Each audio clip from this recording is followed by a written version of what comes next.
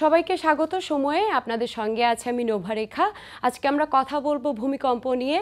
বাংলাদেশ ভূমিকম্পকে নিয়ে কোন অবস্থানে আছে সেই নিয়েই কথা বলবো। আমার সঙ্গে আছেন আমার সহকর্মী শিমুল হাসান। শিমুল, আপনাকে স্বাগত স্টুডিওতে। আপনাকে দিয়ে শুরু করি। ভূমিকম্পটা আসলে সেদিনের ভূমিকম্প নরসিংদী থেকেই শুরু হোক আমাদের আলোচনাটা। শুক্রবারে যে ভূমিকম্পের অবস্থাটা, শুক্রবার সকালে 10টায় আপনারা জানেন যে শুক্রবার সাপ্তাহিক একটা ছুটির দিন। এই দিন নরসিংদীর মাধবদীতে ভূমিকম্পটার সূত্রপাত হলো এবং 5.7 মাত্রার যে ভূমিকম্প, সেই ভূমিকম্পে পুরো ঢাকাবাসী যেভাবে কেঁপে উঠেছে। ঢাকায় তো সব দেখা যায় যে সব থেকে বড় বড় বিল্ডিংগুলো ঢাকা শহরে, আর নরসিংদীটা হচ্ছে ঢাকার একেবারে পাশেই। তো সেই জায়গাতে যেভাবে ভূমিকম্পটা ঢাকার পাশে হওয়ার জন্য পুরো ঢাকাবাসীর জন্য একটা খুব বড় রকমের বিপর্যয় হয়ে গেছে, খুব বড় একটা ধাক্কা কিন্তু খেয়ে গেছে মানুষজন। এবং এই যে পরপর আবারও বেশ কিছু ভূমিকম্প হচ্ছে, আরও পরপরে আমরা বেশ কয়েকটা ভূমিকম্প লক্ষ্য করলাম, এইগুলোতে কিন্তু মানুষজন অনেক বেশি আতঙ্কিত হয়ে গেছে। এবং আপনারা দেখেছেন যে পুরো দেশে প্রায় 10 জন মানুষ মারা গেছে এবং আহত হয়েছে অনেক মানুষ, মানে প্রায় 1000-এরও বেশি মানুষ আহত হয়েছেন। আপনি খেয়াল করবেন কিনা জানি না, শুক্রবার যে ভূমিকম্পটা হলো সেই সময়টাই কিন্তু কারো মধ্যে কেউ কিন্তু আঁচ করতে পারেনি যে এখনই কোনো কিছু একটা ঘটে যেতে পারে। এটাই হচ্ছে ভূমিকম্পের ব্যাপার, যে ভূমিকম্পের আগে কোনো পূর্বাভাস পাওয়া যায় না। ভূমিকম্প এমন একটা প্রাকৃতিক দুর্যোগ যে তার আগে কোনো রকম পূর্বাভাস পাওয়া যায় না। অন্য যেসব দুর্যোগগুলো আমাদের কাছে মোটামুটি আসে, যে আমরা ঝড় জলোচ্ছ্বাস হলে আগে থেকে বুঝতে পারি যে ঝড় আসবে, জলোচ্ছ্বাস হবে, কিন্তু এইটার আবহাওয়াদের কাছে কোনো রকমের কোনো তথ্য থাকে না যে এখন ভূমিকম্পটা হচ্ছে। আর এই জায়গাতেই ঝুঁকিটা আমাদের সবচেয়ে বেশি। এবং আপনি খেয়াল করেছেন কিনা, সেদিন কিন্তু ভূমিকম্প হওয়ার সাথে সাথে যে যেখানেই ছিল সবার মধ্যে কিন্তু একটা ভয়ঙ্কর রকমের আতঙ্ক ছিল যে কি এত বড় এত শক্তিশালী ভূমিকম্প বাংলাদেশে, আপনি নিশ্চয়ই জানেন বাংলাদেশে এত বড় শক্তিশালী ভূমিকম্প হয় নাই। হয়েছিল আপনার যদি বলি যে 1975 সালের ওই সময় বাংলাদেশে বেশ কয়েকটা প্রায় 5টা-7টা মতো বড় ভূমিকম্পের এর আগে দেখা গেছে। কিন্তু এইটা যেহেতু এখন ঢাকার কাছে, আর ঢাকা তো খুবই ঝুঁকিপূর্ণ একটা অবস্থার মধ্যে আছে। আপনারা জানেন যে এটা নিয়ে রাজুকের অনেক বেশি হচ্ছিল এবং অনেক রিপোর্টও গেছে কিন্তু, যে ঢাকা শহরে যেই বসতিগুলো আছে সেগুলো নিয়ে এবং বিল্ডিংগুলো আছে সেগুলো নিয়ে অনেকগুলো রিপোর্ট হয়েছে যে এগুলো ভূমিকম্প সহনশীল কিনা। প্রায় দেখা গেছে যে 2% বেশি বিল্ডিংগুলো আসলে ভূমিকম্প সহনশীল না। হ্যাঁ, এবং তারা কোনো নির্দিষ্ট কোড মানেনি। বিভিন্ন বিল্ডিং, যেমন এখানে আমাদের সময় নিউজ থেকে একটা নিউজ গেছে যে ভূমিকম্পের বড় ঝুঁকি আতঙ্ক, ঢাকার বড় বিপদ স্পষ্ট হচ্ছে।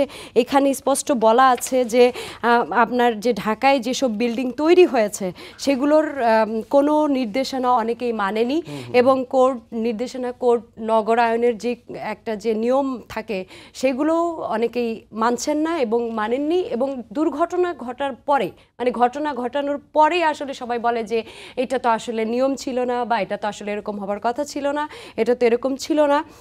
শিমুল, আপনি ভূমিকম্প যেহেতু 3 ধাপে হয়, দেখা যাচ্ছে যে প্রথম ধাপ হচ্ছে ফোর্স শক, মেইন শক, আবার হচ্ছে আফটার শক।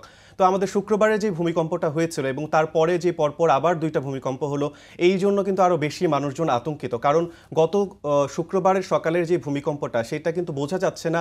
আবহাওয়াবিদরা বা ভূতত্ত্ববিদরা ওনারা কিন্তু বলতে পারছেন না যে এটা আসলে কোন শক ছিল।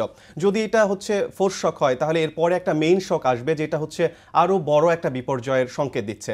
আবার যদি সেটা যদি মেইন শক না হয় তাহলে আবার আফটার শক হিসেবে আবার ভূমিকম্প হবে। তো এইগুলো ভূমিকম্পের তো 3টে স্তর আছে, সেই জন্য কিন্তু আরো বেশি ভয়ের একটা ব্যাপার হয়ে যাচ্ছে। আর ঢাকা শহরে যে অপরিকল্পিত নগরায়ন, সেটার জন্য ঢাকা শহরটাকে একটু বেশি রিস্কি বলা হচ্ছে। হ্যাঁ, এবং শুধু বিল্ডিং যদি শুধু না বলি, যেমন ধরেন যেসব এই যে আপনার নদীর পাশে যেসব, হ্যাঁ, আবার দেখা যায় যে কিছু জায়গা অনেক বেশি নিচু ছিল, তো সেই জায়গাগুলোতে অপরিকল্পিতভাবে মাটি ঢেলে হুট করেই বড় বিল্ডিং করা হয়েছে। সেটাও কিন্তু ভূমিকম্প হলে তার উপর একটা বড় ধরনের বিপর্যয় পড়ার শঙ্কা দেখা যাচ্ছে। এবং আপনি একটা বিষয় খেয়াল করেছেন কিনা, গত এই ভূমিকম্পের পর থেকে কিন্তু বিদ্যুৎ, মানে ঢাকা শহরে অনেক জায়গায় এবং ঢাকার বাইরেও বিভিন্ন জায়গায় বিদ্যুৎ ছিল না। হ্যাঁ, তো এইটা কিন্তু ভূমিকম্পের প্রভাবের কারণে, এবং অনেকগুলো বিল্ডিং হেলে পড়েছে এবং বিল্ডিংয়ের অনেক ছাদ পলেস্তারা হয়ে, যে সেগুলো পলেস্তারা ছাদ, ওগুলো ভেঙে পড়ছে। আপনি আপনার কাছে কি মনে হয় যে মানে আসলে আমরা তো সব কিছুর সাথে প্রকৃতির সাথে তো আমাদের আসলে জীবনটা চলতে হয়, জীবন চলে।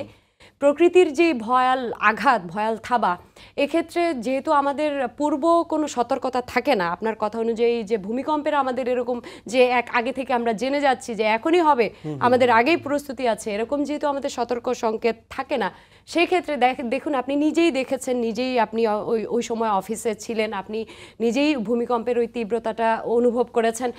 খেয়াল করুন যে কি পরিমাণ এই আঘাতটা কি পরিমাণ শক্তি ছিল, যার কারণে পুরো ঢাকা শহর এবং দেশের বিভিন্ন জায়গায় বিল্ডিংগুলো বিশেষ করে বিল্ডিংগুলো হেলে পড়েছে।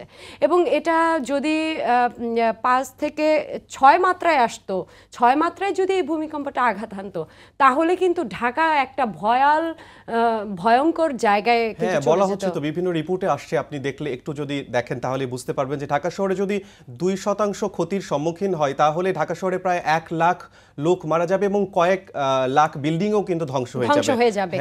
এবং পুরান ঢাকাকে বলা হচ্ছে যে সবথেকে পরিত্যক্ত ঘোষণা করা হতে পারে এমন একটা অবস্থা। হ্যাঁ, পরিত্যক্ত পুরান ঢাকার যে ভবনগুলো আছে সেইগুলোর অবস্থা যদি আমরা বলি যে পুরান ঢাকায় আপনার যে স্থাপনাগুলো বলেন, শুধু ভবন না, মানে বসত বাড়ি না, বিভিন্ন ওখানে কারখানা আছে, বসত বাড়ি এবং কারখানাগুলো আছে, সেগুলোর মধ্যে দেখবেন যে মাঝখানে গ্যাপটাও আসলে অনেক কম। যদি ভূমিকম্প আপনার এখনই হয়, যে দেখা যাচ্ছে যে নিচের ফ্লোরের যে লোকগুলো থাকে, নিচতলা এবং দ্বিতীয় তলাতে যে লোকজনগুলো থাকে, তারাও যদি নিচে এসে একটু অবস্থান নিতে চায়, তাহলে অন্তত বিল্ডিং থেকে 100 ফিট দূরে গিয়ে অবস্থান নিতে হবে। এরকম একটা অবস্থাও কিন্তু ঢাকা শহরের বেশিরভাগ জায়গাগুলোতেই নেই। এবং আরেকটা বড় বিষয় হচ্ছে, আপনি যদি ধরেন যে আমরা আগে থেকেই ঝুঁকিপূর্ণ ভবন শনাক্ত করে রেখেছি, ভয়ঙ্কর ঘূর্ণিঝড় হোক বা ভূমিকম্প হোক বা যে কোনো ধরনের প্রাকৃতিক বিপর্যয় ঘটলে আমরা তাৎক্ষণিকভাবে সেটার ব্যবস্থা নিতে পারবো, বিষয়টা কিন্তু সেরকমও না। আপনাকে আমি একটা প্রতিবেদন বলি আমাদের সময় টেলিভিশনের থেকেই, সেটা হচ্ছে রাজুকের আওতাধীন 1528 বর্গ কিলোমিটার এলাকায় প্রায় 22 লাখ ভবনের মধ্যে 21 লাখই দুর্বল ভিত্তির উপর নির্মিত এবং অধিকাংশ বিল্ডিংই কোড না মেনে তৈরি হয়েছে। রাজুকের তথ্য বলছে এসব ভবনের মধ্যে 6 লাখ 4 থেকে 30 তলা পর্যন্ত বহুতল ভবন উচ্চ ঝুঁকিতে রয়েছে। বিশেষ করে পুরান ঢাকার, আপনি যেটা বলছিলেন যে পুরান ঢাকার যে অবস্থা, পুরান ঢাকার অতি সংকীর্ণ জমিতে পরিকল্পনা ছাড়া বহুতল ভবন নির্মাণ ঝুঁকি বাড়িয়েছে এবং সরকারিভাবে নির্মিত যেসব নতুন ভবন আছে সে 37% ঝুঁকিপূর্ণ হিসেবে চিহ্নিত করা হয়েছে।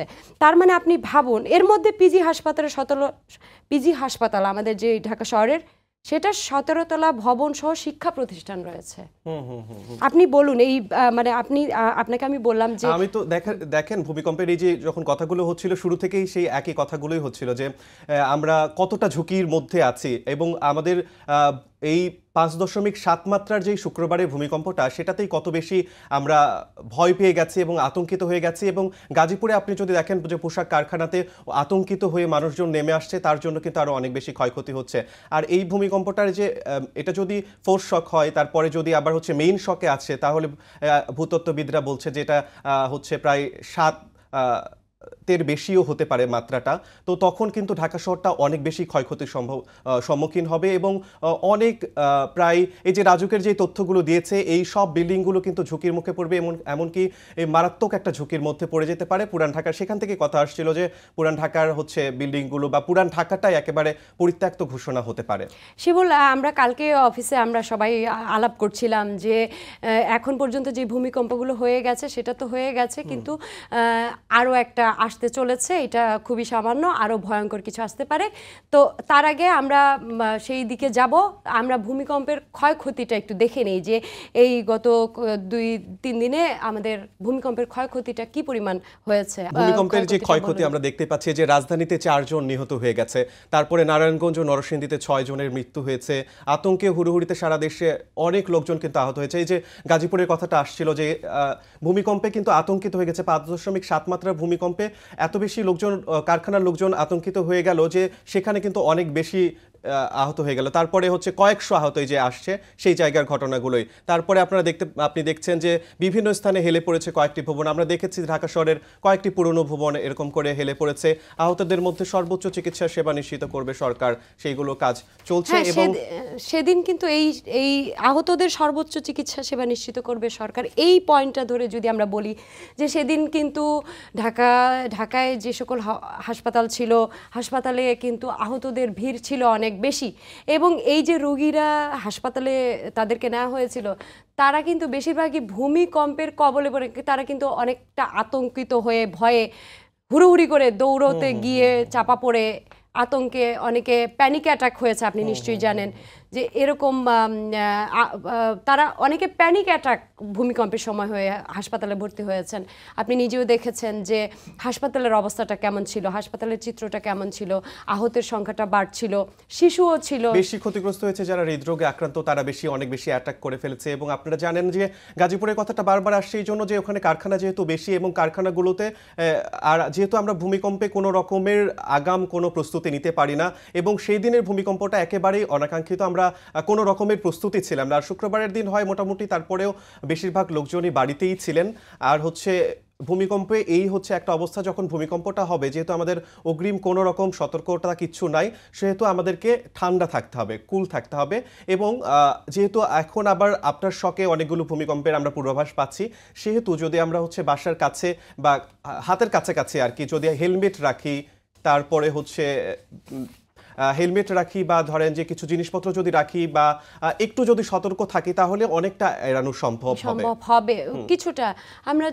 আমরা পরের তথ্যে যদি যাই, দেখি আমাদের ইয়েতে আছে ভূমিকম্প ঝুঁকিতে দেশ, এবারের ভূমিকম্প বড় বিপদের আগাম সতর্কবার্তা ভূতত্ত্ববিদ। বেশিরভাগ ভবনই ভূকম্প সহনশীলতার মানদণ্ড পূরণ করছে না, নগর পরিকল্পনাবিদ। যেটা নিয়ে আমরা বহু ভবন ধসের যে সংখ্যাটা, এটা কিন্তু ওই যে মানদণ্ড পূরণ না করার জন্যই আমরা একটু আগে যেটা নিয়ে আলোচনা করছিলাম, গুরুত্ব দিয়ে আলোচনা করছিলাম, সেটারই আবার এখনই সতর্কতামূলক পদক্ষেপ নেওয়ার কিন্তু একটা তাগিদ চলে আসছে। এবং এটা নিতেই হবে, কারণ যেহেতু আমরা এইরকম একটা পরিস্থিতির মধ্য দিয়ে যাচ্ছি। শুক্রবারের পরে আবার শনিবারেও যে ভূমিকম্প হয়েছে, এবং আমরা এখনো পর্যন্ত আশঙ্কা করছি যে আরো বড় কোনো ক্ষতির মুখে আমরা পড়তে পারি। সেই জন্য কিন্তু আমাদের বেশি সচেতন থাকতে হবে। এবং আপনি দেখেছেন যে আসলে সবাই এটা নিয়ে অনেক, আপনি বললেন যে সবাই রিপোর্ট করেছে। বিশেষজ্ঞরা বলছেন যে শনিবারের বেশিরভাগ ভূকম্পন প্রধান ভূমিকম্পের আফটারশক হওয়ার সম্ভাবনাই বেশি। আপনি যেটা একটু আগে বললেন, বিশেষজ্ঞরাও কিন্তু একই কথা বলছে। এবং এটা যদি বাড্ডায় যেটা হয়েছে, বাড্ডায় যে ভূমিকম্পটা হয়েছে, সেটার যে আফটারশক নয়, এর কারণ উপস্থিত ভিন্ন। এটা যদি বলি যে এটা একটা, এই ব্যাপারগুলোতে আসলে এক একজন এক এক রকমের মত দিচ্ছে। যেহেতু কোনো রকম একটা তথ্য আমরা খুব নির্ভুল কোনো তথ্য পাচ্ছি না, সেই জন্য আমাদেরকে আসলে অনেক বেশি সতর্ক থাকতে হবে যে আমরা আসলে বুঝতে পারছি না যে এরপরে আরো কত বড় ভয়ঙ্কর অবস্থার মধ্যে আমরা যেতে পারি, বা সংখ্যাটা কেটে গেছে। এখনো যেহেতু আমরা এই অবস্থার মধ্য দিয়েই যাচ্ছি, সুতরাং আমাদেরকে আরো বেশি সচেতন থাকতেই হবে। হ্যাঁ শিমুল, আপনি একটা জিনিস খেয়াল করেছেন কিনা, আমরা যারা ঢাকায় থাকি, ঢাকার বাইরের মানুষজন কিন্তু ভূমিকম্প নিয়ে আসলে তারা কিন্তু খুব একটা সচেতন না বা জানেন না, বা ওই সময়টায় তারা কিন্তু বেশ ভালোই আতঙ্কিত হয়েছে। এবং ওই সময়টা আমরা ঢাকায় যারা এত ধরনের নিয়ম কানুনের মধ্য দিয়ে চলি, তাদের উপর প্রভাবটা আপনি তো দেখুন, আমরা যদি খুব বেশি আসলে নিয়ম কানুনের মধ্য দিয়ে চলতাম, তাহলে আমার মনে হয় যে ঢাকা শহরে এত বেশি বড় বিল্ডিং তৈরি হতো না, যেগুলো রাজুকের নিয়ম বহির্ভূত হওয়ার কারণে কিন্তু অনেক বড় বড় বিল্ডিংগুলো গড়ে উঠেছে, এবং সেই বিল্ডিংগুলোই কিন্তু ঝুঁকির মুখে আছে এখন। হ্যাঁ, এবং এই প্রভাবটা ধরেন যদি ঢাকা শহরের যদি বড় ধরনের ভূমিকম্পের আবার যদি আরেকটা ভয়াল থাবা আসে এবং সেই 5 মাত্রা থেকে যদি 6 পৌঁছায়, তাহলে আমরা কেমন থাকব, কোন পর্যায়ে চলে যেতে পারি। আমি যদি বলি যে ভূমিকম্প হুঁশিয়ারি সংকেত, বড় বিপদ তো সামনে। হ্যাঁ, এটা যদি এই অ্যাঙ্গেলে এইভাবে যদি ভাবি যে এই ভূমিকম্পটা হুঁশিয়ারি সংকেত মাত্র, বড় বিপদ সামনে। এবং এখানে আপনি দেখেন যে আমরা অনেক কিছুই আসলে মানি না, আমরা বলি মুখে অনেক, কিন্তু আমরা মানতে চাই না। তার মধ্যে যেমন আমি বলি যে অ্যাম্বুলেন্স, আপনার ভূমিকম্প এবং দুর্যোগ সহনীয় ভবন বানাবো না, জরুরি নির্গমন পথ রাখবো না, অ্যাম্বুলেন্স ও ফায়ার সার্ভিসের গাড়ি চলার পথ রাখবো না, গলিগুলো বানিয়ে রাখবো অপ্রবেশ্য, আগুন নেভানোর যন্ত্র রাখবো না, নিরাপত্তা নির্দেশিকা মানবো না, আমাদের রাস্তায় একটাও ফায়ার হাইড্রেন্ট থাকবে না, আমরা ফায়ার ড্রিল করব না, আমরা ঘনবসতির এলাকায় বিস্ফোরক রাখবো, রাসায়নিক রাখবো, আমাদের মার্কেটগুলোকে আমরা এক একটা বিপজ্জনক ফাঁদ বানিয়ে রাখবো, আমরা কোনো নিয়ম কানুন মানবো না, আমাদের কারখানাগুলো কেউ পরিদর্শন করবেন না, ভবনগুলো কেউ নজরদারিতে রাখবেন না। আশা করব এই যে বিষয়গুলো, আপনি কি বলেন যে এতগুলো বিষয়, আসলে একটা বিষয় আসলে তো অনেক কিছু চলে আসে, সেটা এই অল্প সময়ের মধ্যে সেটার বর্ণনা বা ব্যাখ্যা দেওয়া কঠিন। আপনার কি মনে হয় আমি যে পয়েন্টগুলো বললাম যে এত কিছু অনিয়মের মধ্যে এটার আসলে করণীয়টা কি বা কার্যকর কি করা যেতে পারে? দেখুন, এখন যেহেতু আমাদেরকে আমাদের এই যে দুর্যোগটা চলে এসছে, এখন দুর্যোগ আমাদের সামনে দুয়ারে রেখে আমরা এত কিছু নিয়ে ভাবতেও পারবো না।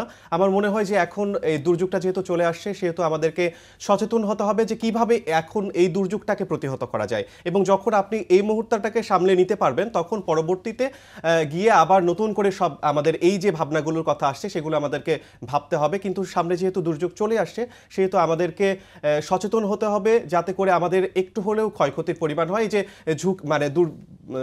ভূমিকম্পটাকে সামনে নিয়ে আমরা কীরকম করে সচেতন থাকতে পারি, কিভাবে প্রতিরোধ করতে পারি, সেইগুলো আমাদেরকে খেয়াল রাখতে হবে। যেরকম আগে কথাগুলো বলছিলাম যে আমাদেরকে সচেতন থাকতে হবে। বাসার কাছে থাকলে, যদি আপনি বড় বিল্ডিং এ থাকেন, একতলা দুইতলা হয়, সেক্ষেত্রে আপনাকে যদি মনে করিয়ে দিই, আপনি যখন স্টোরিটা বানাচ্ছিলেন, প্রতিবেদনটা তৈরি করছিলেন, আপনি তো জানেন ভূমিকম্পের একটা স্কেল আছে, সেই স্কেলটা সম্পর্কে যদি একটু বলি। গত শুক্রবারের যে ভূমিকম্পটা এবং এই ভূমিকম্পের মাত্রা নিয়ে, এবং ভূমিকম্পর যেই কোনটা কত মাত্রায় হলে কেমন ভয়ঙ্কর রূপ ধারণ করতে পারে, সেটা নিয়ে কিন্তু আমাদের বেশ কিছু প্রতিবেদন গেছে। আমরা কিন্তু একটা প্রতিবেদনও দেখে আসতে পারি। হ্যাঁ, অবশ্যই দেখতে পারি প্রতিবেদনটা।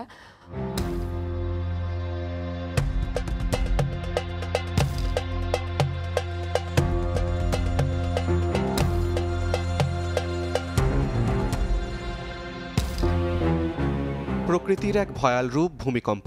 এক মুহূর্তেই সবকিছু গুঁড়িয়ে দিতে পারে এই কম্পন। না থাকে কোনো পূর্বাভাস, না থাকে প্রস্তুতির কোনো সময়। যে কোনো সময়, যে কোনো জায়গায় হঠাৎ করেই আঘাত হানতে পারে প্রাকৃতিক দুর্যোগ। এই কাঁপুনি এতটাই শক্তিশালী হতে পারে যে ধ্বংস করে দিতে পারে আস্ত একটি শহর। শুক্রবার সকাল 10:38 সারা দেশে অনুভূত হয় শক্তিশালী এক ভূমিকম্প, যার উৎপত্তিস্থল ছিল নরসিংদীর মাধবদী। রিক্টার স্কেলে এই ভূমিকম্পের মাত্রা 5.7। এ সময় অনেকেই আতঙ্কে ঘর থেকে রাস্তায় বেরিয়ে আসেন। দুপুর পর্যন্ত ভবন ধ্বংসে বিভিন্ন স্থানে মৃত্যুর খবর জানা গেলেও ক্ষয়ক্ষতির সঠিক পরিমাণ এখনও জানা যায়নি। চলুন জেনে নেই কেন হুট করে কেঁপে ওঠে মাটি, কি কি কারণে ঘটে এ ভূকম্পন, কেনই বা সেই কম্পন থেকে তৈরি হয় ভূমিকম্প। সহজ ভাষায় ভূমিকম্প হচ্ছে পৃথিবীর কাঁপুনি। মাটির নিচে কয়েক কিলোমিটার গভীরে রয়েছে শিলার স্তর। এই শিলাগুলো সবসময় নড়াচড়া করে না, তবে মাঝে মধ্যে এক শিলা অন্য শিলার উপর চাপ তৈরি করে, আর সেই চাপ সহ্য করতে না পেরে হঠাৎ সরে যায় একটি। ঠিক তখনই কেঁপে ওঠে মাটি, সৃষ্টি হয় ভূমিকম্পের। বছরে গড়ে প্রায় 6,000 ভূমিকম্প হয় পৃথিবীতে, তবে বেশিরভাগই এত মৃদু হয় যে কেউ টেরই পায় না। সাধারণত কম্পন অনুযায়ী ভূমিকম্প 3 ধরনের: প্রচণ্ড, রিক্টার স্কেলে কম্পনের মাত্রা 6 বা তার বেশি; মাঝারি, রিক্টার স্কেলে কম্পনের মাত্রা 4 থেকে 5.9 পর্যন্ত; মৃদু, রিক্টার স্কেলে কম্পনের মাত্রা 3 থেকে 3.9 পর্যন্ত। উচ্চের গভীরতা অনুযায়ীও ভূমিকম্পের মাত্রা 3 ধরনের: অগভীর, ভূপৃষ্ঠের 70 কিলোমিটারের মধ্যে; মধ্যবর্তী, 70 থেকে 300 কিলোমিটারের মধ্যে; গভীর, 300 কিলোমিটারের নিচে। ভূমিকম্পের পেছনে রয়েছে 3টি কারণ: মাটির নিচের শিলার স্তর হঠাৎ সরে যাওয়া, আগ্নেয়গিরির বিস্ফোরণ এবং মাটির ফাটল দিয়ে গ্যাস বের হওয়া। সাধারণত এ সময় ভূপৃষ্ঠের ভেতরের অংশে ফাঁকা স্থান তৈরি হয়।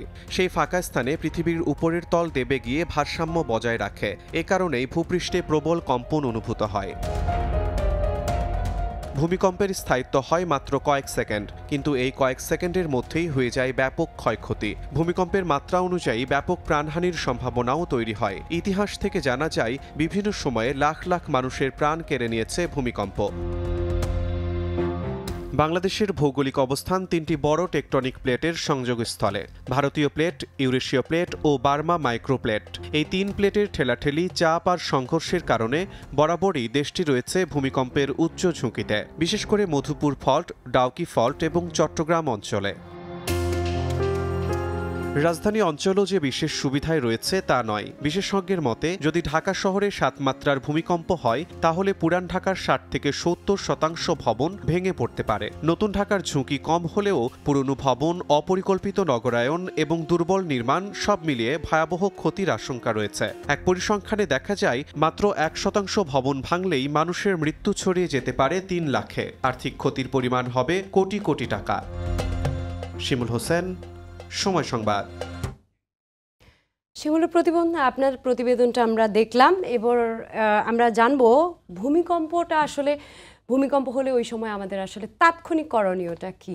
বিশেষ করে ঢাকা শহরের যারা বাসিন্দা, যারা বড় বড় বিল্ডিংয়ে থাকে, তাদের ক্ষেত্রে হচ্ছে প্রথম এবং দ্বিতীয় তলাতে যারা থাকে বিশেষ করে, তারা একটু দরজাটার তুলনামূলক লক কম রাখবে এবং সচেতন থাকবে যে কোনো সময় ভূমিকম্প হলে যাতে করে নিচে বের হয়ে যেতে পারে, এবং বিল্ডিং থেকে অন্তত 100 ফিট দূরে গিয়ে থাকতে হবে।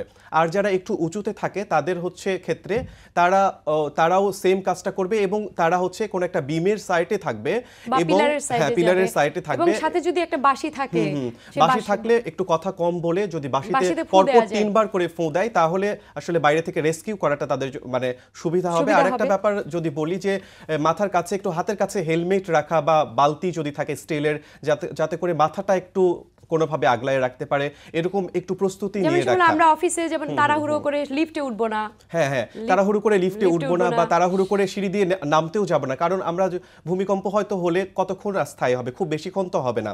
তো ওই সময়টুকুর মধ্যে আপনি যদি 5 তলায় থাকেন, 5 তলা থেকে অবশ্যই নিচে যেতে পারবেন না, তাহলে আপনাকে কি করতে হবে, প্যানিক না হয়ে আপনাকে স্থির থাকতে হবে। একটা পয়েন্ট আমরা এড়িয়ে গেছি, সেটা যদি করি, গতকাল ঢাকা বিশ্ববিদ্যালয়ে আপনার এই তাড়াহুড়ো করে ভূমিকম্পের আতঙ্কে তাড়াহুড়ো করতে গিয়ে নেমে কিন্তু আহত হয়েছেন। এবং আরেকটা বিষয় যদি আমরা বলি, যে পুরান ঢাকায় যে 3 জন আহত হলেন, তারা কিন্তু কি ছিল, যে বারান্দায় দাঁড়িয়েছিল। ভূমিকম্পের সময় কোনোভাবেই বারান্দায় দাঁড়ানো যাবে না এবং সিঁড়িতেও কিন্তু যাওয়া যাবে না, সিঁড়িও একটা বড় ঝুঁকিতে থাকে। আপনাকে এই জন্যই বলা হচ্ছে যে কোনো একটা পিলারের সাইডে থাকতে হবে, অথবা যদি বাসার নিচে যদি টেবিল থাকে বা যদি খাটের নিচেও থাকতে পারে তাহলেও ভালো হবে, সেটাও সুবিধা। এবং শিমুল, আপনি ইতোমধ্যেই জেনে গেছেন যে ঢাকা বিশ্ববিদ্যালয় 15 দিনের জন্য বন্ধ ঘোষণা করা হয়েছে। হ্যাঁ নোভা, আপনি তো দেখেছেনই বিষয়টা। এবং আরো একটা যে বিষয়টা, এটা একটু বলতে হচ্ছে যে শুধু ঢাকা শহর যে একটা এই জোনের মধ্যে আছে ভয়ঙ্কর, তা কিন্তু নয়। বাংলাদেশে যেহেতু এই ভূমিকম্পটা উৎপত্তি হচ্ছে এবং নরসিংদীতেই হয়েছে, এবং ঢাকার আশেপাশেই দেখবেন যে প্রায় গত 5 বছরে 86টি জায়গায় কিন্তু ভূমিকম্পের উৎপত্তি হয়েছে। সুতরাং সারা দেশের লোকজনের অনেক বেশি সচেতন থাকাটা খুবই জরুরি। সারা বাংলাদেশে, গোটা বাংলাদেশের জেলা শিক্ষা প্রতিষ্ঠান থেকে শুরু করে অফিস আদালত, যে সমস্ত পুরাতন ভবন আছে, সেগুলোর দিকে যদি আমরা নজর রাখি, আশা করছি আমরা অনেকটা নিরাপদে থাকতে পারবো। শিমুল, আপনাকে অসংখ্য ধন্যবাদ। আপনি অনেক গুরুত্বপূর্ণ তথ্য দিয়েছেন আজকে। সেই সঙ্গে বিদায় নেব। আপনারা সবাই সুস্থ থাকুন, ভালো থাকুন, যে যেখানে আছেন নিরাপদে থাকুন এবং সময়ের সঙ্গেই থাকুন।